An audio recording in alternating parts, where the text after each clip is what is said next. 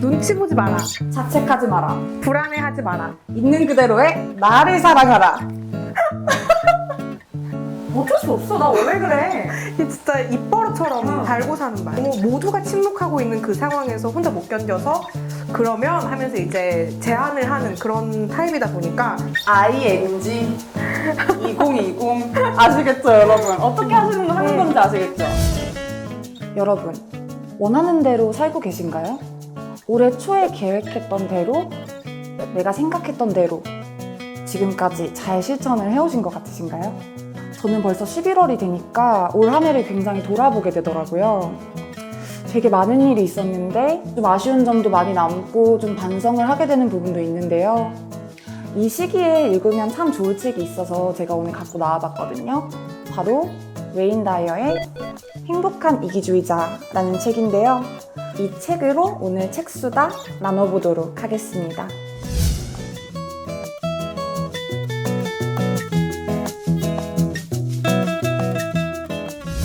너무 좋은 책이어서 제가 꼭꼭꼭 같이 소개해달라고 요청드려가지고 같이 나오신 분이 한 분 계신데요.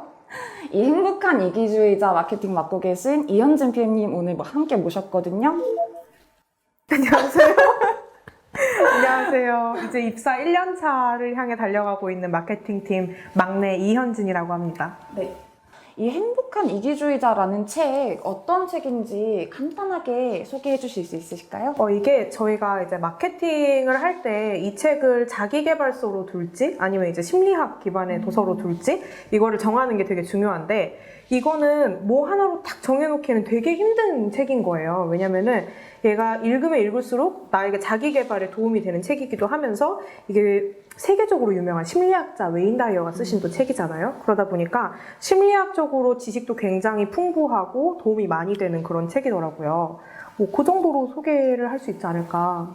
그리고 사실 이 책이 신간인데 신간이 아니잖아요. 네. 이 책이 너무 인기가 많이 맞아요. 나와서 새로운 옷을 입고 다시 나왔는데요. 원래 표지 한번 보여주시겠어요? 이게 이렇게 원래는 약간 좀 고전적인 이런 디자인이었는데 지금 너무 트렌디하게 좀 변했죠. 그쵸. 같은 네. 책 같지가 않은 느낌? 그쵸. 전혀 다르죠.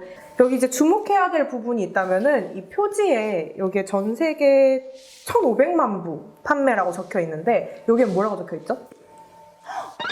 3,500만 부라고 적혀 있습니다. 네, 이게 처음에 나올 때가 2013년 6월에 이제 출간이 된 책인데, 그러니까 한 6년 만에 2천만 부가 판매가 된 거죠. 그러니까 진짜 많이 팔린 네, 책이에요. 지금도 계속 팔리고 있어요. 계속 올라가고 있을 거예요. 막 그런 건가요? 1초마다 몇 부씩 팔리는 그쵸? 책? 그런 책. 거의 뭐 토익 책이랑 비슷할 수준으로. 만부 팔기도 사실 정말 힘이 들잖아요. 힘들죠. 보통 일이 아니죠. 3,500만 부면 그리고 그 6년 동안 2천만 부가 팔렸다라는 거면은 내년쯤에는 좀 더 기대해봐도 그쵸, 되는 건가요? 저희가 많이 기대를 하고 있는데 모르겠어요. 열심히 해야겠죠? 대단한데요.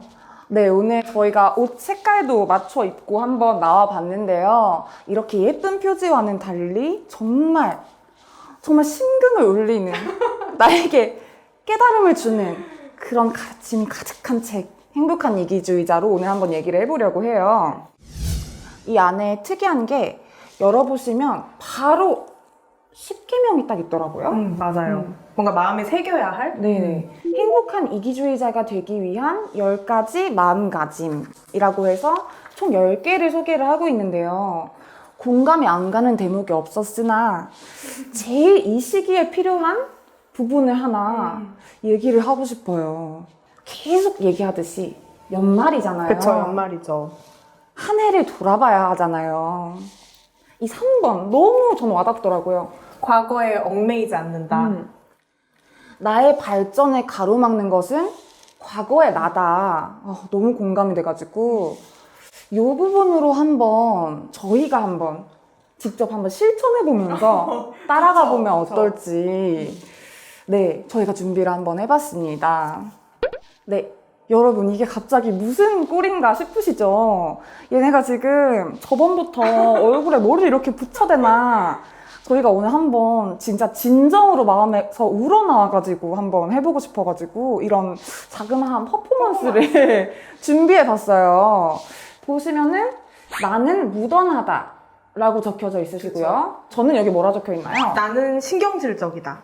너무 반대네요. 진짜 의도한 건 아닌데 너무 너무 반대네요. 네. 저희가 한번 이렇게 저희가 생각하는 스스로의 꼬리표를 이렇게 한번 붙여봤거든요. 현진 씨도 무던하다는 말을 좀 많이 들으시는 편인가요? 네, 제가 성격을 굳이 한번 이런 꼬리표를 한번 적어보자 해서 곰곰이 생각을 해보니까 다른 사람들한테서 제일 많이 들은 말이 참 무던하니 막 이런 말을 되게 많이 들은 것 같더라고요. 이게 가끔은 칭찬인지 욕인지 그럴 때도 있는데 어쨌든 이런 말을 제일 많이 듣더라고요. 그렇군요. 네, 그래서 붙여봤어요. 어떤 내가 스스로에게 붙인 꼬리표, 그리고 남들이 나에게 붙인 꼬리표에서 벗어나는 게 사실 살면서 가장 힘든 일이 아닌가? 맞아요. 라는 생각이 들어요. 사람은 저마다 자기를 정의하고 살아가지만 이런 꼬리표가 문제인 이유는 아마 이런 꼬리표 탓에 자신의 성장 가능성을 좀 무시를 하고 맞아요. 그냥 현실을 안주하게 되기 때문이 아닌가라는 생각이 들거든요. 저희도 오늘 한번 이 웨인 다이어의 행복한 이기주의자를 읽으면서 이 각자가 정한 4개의 꼬리표를 한번 떼어보는 시간을 가져보도록 하겠습니다.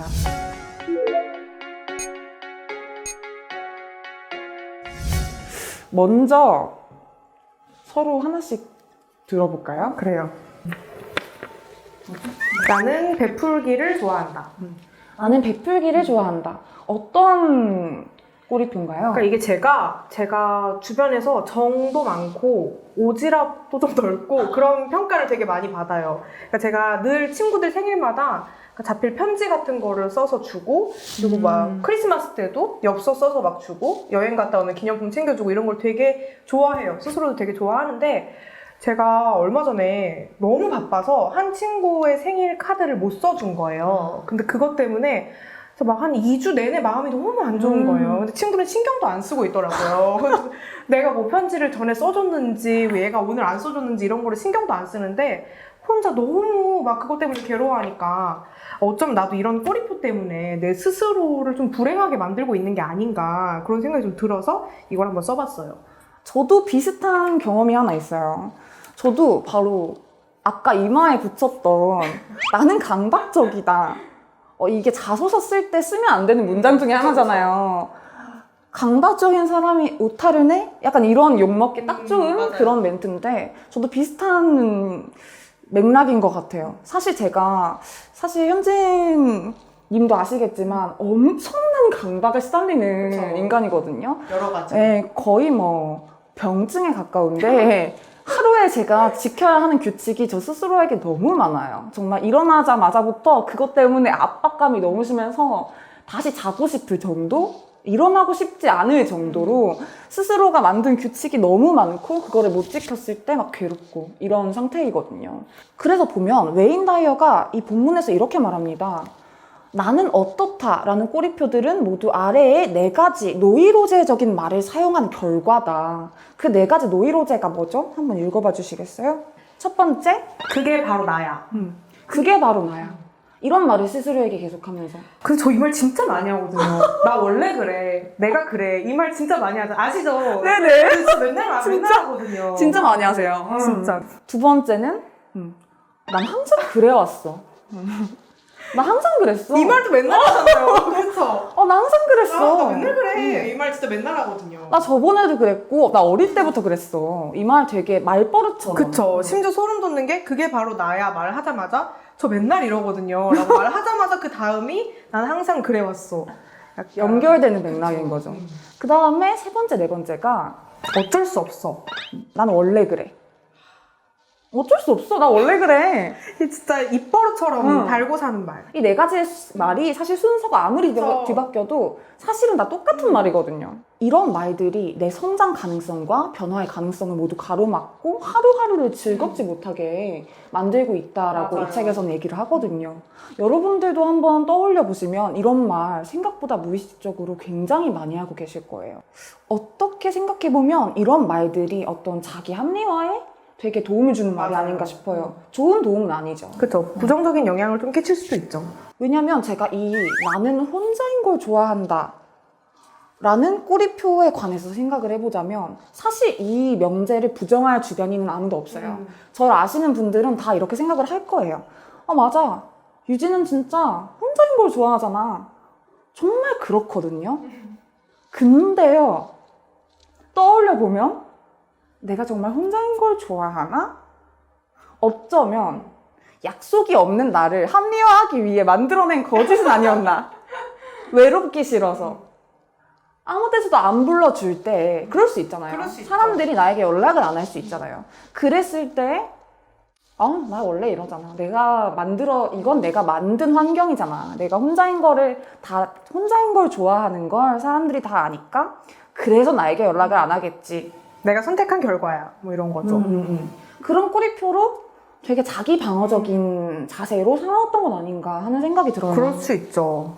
저 같은 경우에는 이 꼬리표가 있는데 나는 행동파이다. 이게 어떻게 말하면 제가 제일 많이 듣는 말 중에 하나가 되게 추진력이 좋다. 그 말을 진짜 많이 듣거든요. 근데 사실 이게 남들이 붙여준 꼬리표라고 생각을 해요.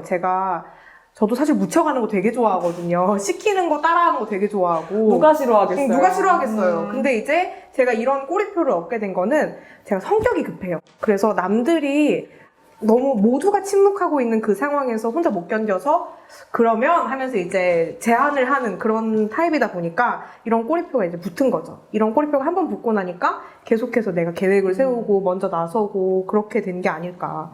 그래서 이게 어떻게 보면은 저 자신을 좀 제한하고 있는 그런 말이라고 생각을 해서 되게 공감이 많이 갔어요. 방금 현진 PM님이 말씀하신 꼬리표가 바로 꼬리표의 두 종류 중에 첫 번째 꼬리표, 남들이 나에게 붙여준 꼬리표의 좋은 예시가 아닌가라는 생각이 들어요. 맞아요.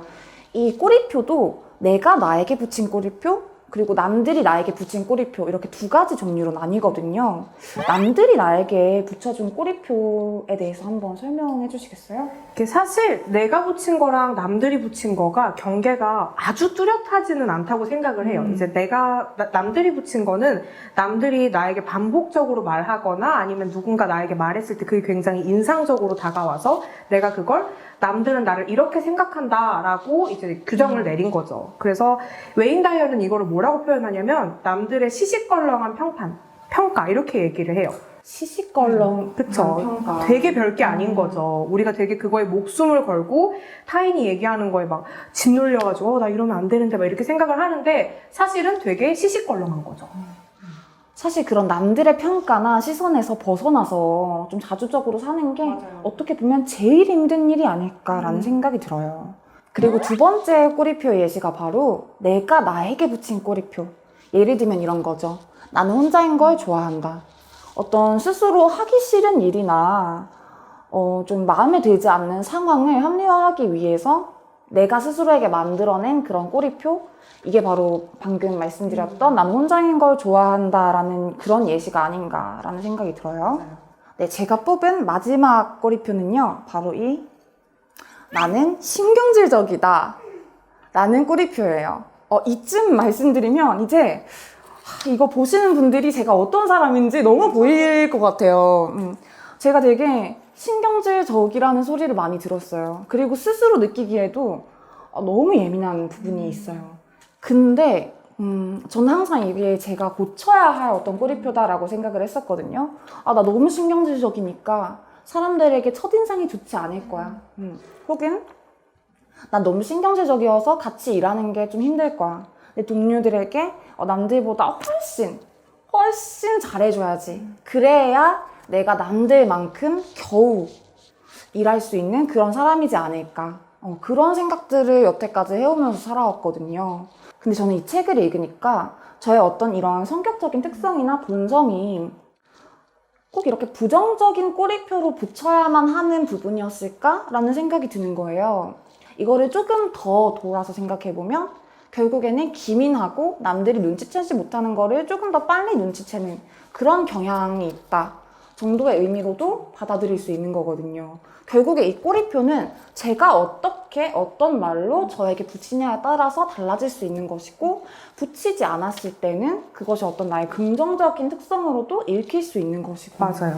저 같은 경우에는 마지막 이제 꼬리표를 나는 깔끔하다라고 적어놨는데 제가 주변에서 되게 깔끔하다는 소리를 많이 들었어요. 그러니까 책상도 보면은 항상 치우고 가고, 차도 이제 들어가 보면 저희 팀장님께서 맨날 차 탈 때마다 어떻게 이렇게 차가 맨날 이렇게 깔끔하냐고. 차가 얼마나 쉽게 더러워지는데. 그러니까요. 약간 그런 편인데, 주변에서 깔끔하다고 해주니까 그게 어느 순간 저한테 되게 강박처럼 다가오더라고요. 아, 나 이거 치워놔야 되는데, 안 그러면 다른 사람들이 나 지저분하다고 생각할 텐데, 이렇게 또 생각을 하게 되고, 그래서 이게 깔끔한 게 물론 좋죠. 위생적으로도 좋고. 근데 뭐 인간미라는 것도 있는 거잖아요. 꼭 깔끔해야 될 필요는 없는데 내가 그거에 갇혀 있는 거예요. 근데 그거를 이제 책을 읽다 보면은 우리가 이게 어쩔 수 없이 사람은 평가를 내리게 되어 있어요. 누구든 간에 뭐 좋다 나쁘다의 평가를 내리게 되어 있는데 그거에 너무 갇혀 있으면 안 되겠구나라는 거를 깨닫게 된 거죠. 책을 읽으면서.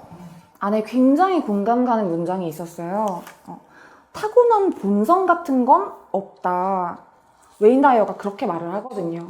사실 사람이 타고난 본성 같은 건 없고 남들이 그게 너의 본성이야 라고 말을 할 때도 사실 그것은 실체가 없다. 결국에는 내가 만든 거고 주변에서 만든 걸 그렇다라고 믿었을 뿐 아까 말했던 시시껄렁한 평가 그리고 평판 그런 거에 불과하다는 거죠.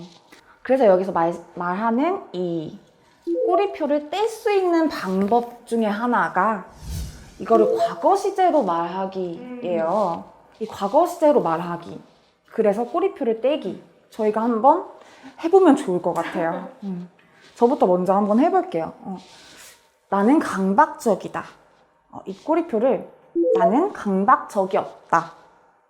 하지만 점점점 이제부터 채워나가야죠. ing 2020 아시겠죠 여러분? 어떻게 하는 건지 아시겠죠? 나는 강박적이었다. 그러므로 이 현재 시제는 제가 찢어보도록 하겠습니다. 퍼포먼스. 선생님도 한번 해주시죠. 나는 베풀기를 좋아한다. 이걸 이제 과거 시제로 바꿔서 나는 베풀기를 좋아했다.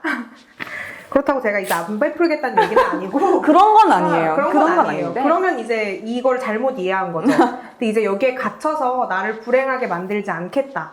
그런 의미였죠. 나는 신경질적이다. 나는 신경질적이 없다. 2020년부터는 그냥 기민하고 발 빠른 사람으로 그렇게 살아가도록 하겠습니다. 나는 깔끔했다. 제가 이제 막 어지르고 살겠다 뭐 이런 건 아니고 뭐 이제는 조금 더 느슨하게 나를 좀 위하면서 살겠다. 나는 혼자인 걸 좋아한다. 나는 혼자인 걸 좋아했다. 여러분 많이 불러주세요. 저한테 연락을 좀 해주세요. 나는 무던하다. 나는 이제 무던했다. 저도 이제 좀 예민한 사람이 되어서 다른 사람들의 변화와 그리고 나의 변화를 조금 더 신경 쓸 수 있는 그런 사람이 되겠습니다. 정말 자기 자신한테 꼬리표를 붙여야겠다면 그리고 서로에게 남에게 꼬리표를 붙여야겠다면 이런 꼬리표 말고 그런 꼬리표를 붙여보는 건 어떨까요? 이 책에도 나오다시피 나는 꼬리표를 떼는 사람이다. 현지는 꼬리표가 없는 사람이야. 이것이 꼬리표인 거죠. 이 사람의 새 꼬리표고 나의 새 꼬리표고 이런 꼬리표라면 참 긍정적이고 내 삶을 바꿔나가는 데 도움이 되는 꼬리표가 아닐까? 그럼에도 불구하고 이런 꼬리표조차도 없는 게 최고라는 거. 그렇죠. 그것만 알아도 내년이 너무 달라질 것 확 같아요. 달라질 것 같아요. 2020년이 전혀 다른 방향으로 성장하고 변화하는 방향으로 나아갈 수 있을 것 같아요.